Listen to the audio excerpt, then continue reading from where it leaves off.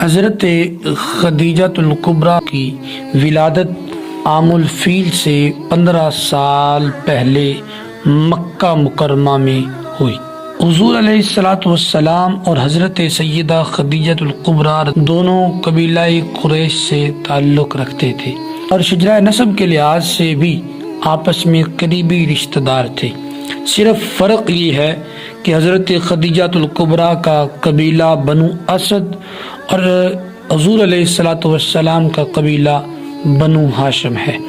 حضرت خدیجہ الکبریٰ رضی اللہ تعالی عنہ کے والد خویلد کا شمار مکہ المکرمہ کے معروف اور امیر تاجروں میں ہوتا تھا۔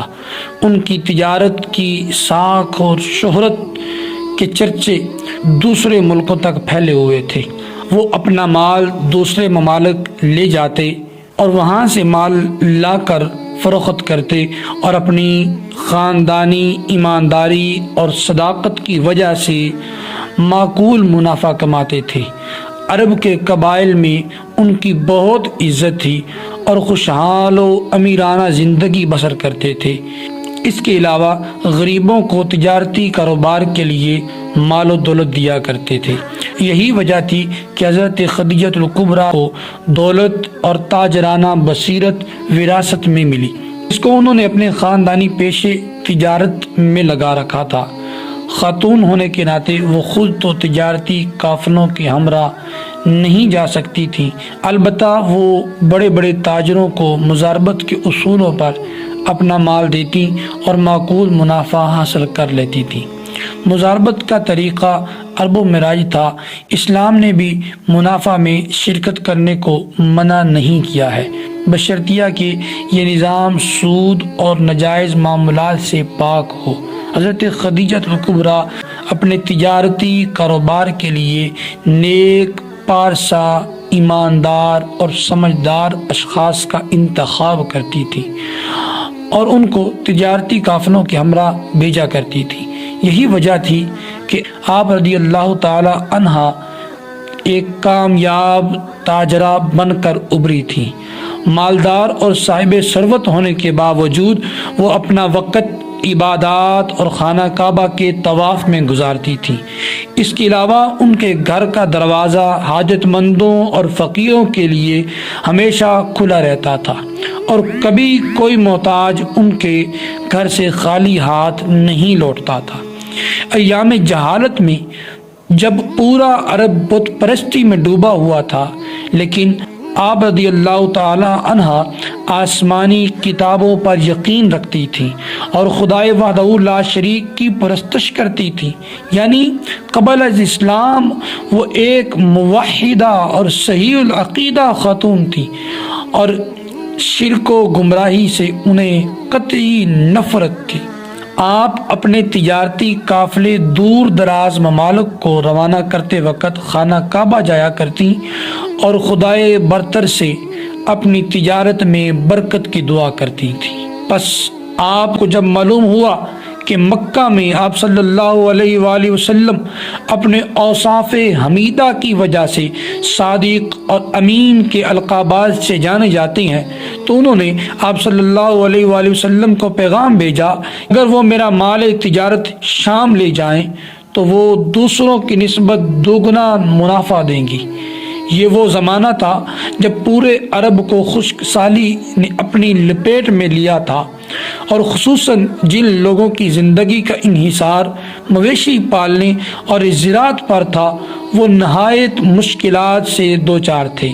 آپ صلی اللہ علیہ وآلہ وسلم کے محسن چچا ابو طالب جو قریش کے سردار تھے، وہ بھی دوسروں کی نسبت زیادہ مشکلات کا شکار ہوئے تھے، کیونکہ اہل و عیال اور اپنے قبیلے کی بھاری ذمہ داری ان کے کندھوں پر عائد تھی۔ پس جب آپ صلی اللہ علیہ وآلہ وسلم نے حضرت خدیجہ الکبریٰ کے اس پیغام کے بارے میں اپنے چچا کو آگاہ کیا تو انہوں نے فرمایا، میرے بھتیجے، یہ وہ رزق ہے جسے اللہ تعالیٰ نے آپ کا مقدر ٹھہرایا ہے۔ اس کے بعد ابو طالب اور بنی ہاشم کے دیگر افراد حضرت خدیجہ الکبریٰ رضی اللہ تعالی عنہا کے گھر تشریف لے گئے اور آمادگی کا اظہار کیا۔ آپ نہایت خوش ہوئیں اور فرمایا، آپ صلی اللہ علیہ وآلہ وسلم مطلع رہیں، قریش کے تجارتی قافلوں کا نصف سے زیادہ مال و سرمایہ میرا ہے۔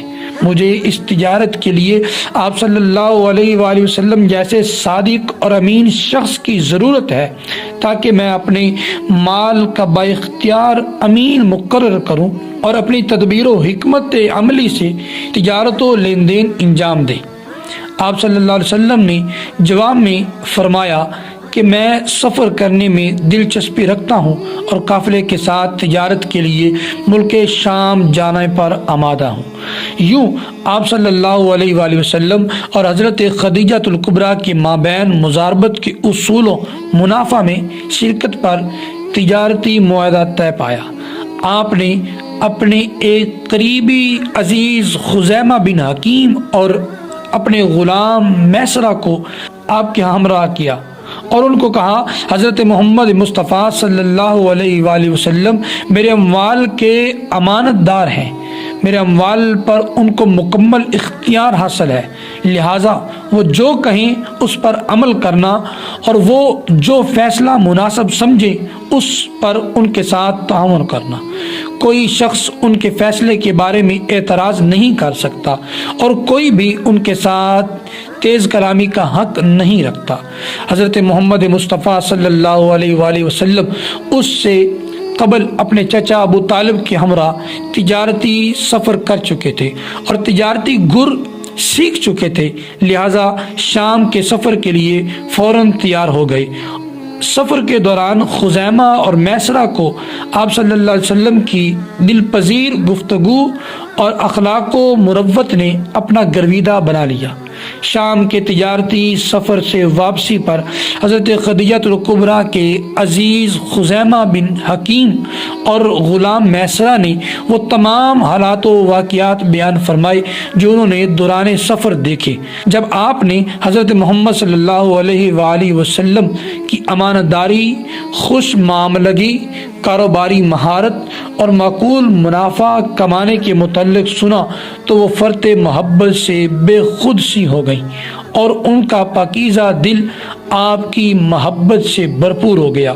چنانچہ آپ نے نفیسہ عورت کے ذریعے سے یہ دریافت کیا کہ آپ شادی کرنا چاہتے ہیں یا نہیں۔ اس بات میں جواب ملنے پر حضرت خدیجہ کا نکاح آپ سے ہو گیا۔ اس وقت حضرت خدیجہ الکبریٰ کی عمر 40 سال اور نبی علیہ الصلوۃ والسلام کی عمر 25 سال تھی۔ اسلام کی خاتون اول اور کامیاب تاجرہ نے 25 برس حضرت محمد مصطفیٰ صلی اللہ تعالی علیہ وآلہ وسلم کے ساتھ گزارے اور 10 رمضان المبارک سن 1090 جنت الفردوس کو سدھار گئی۔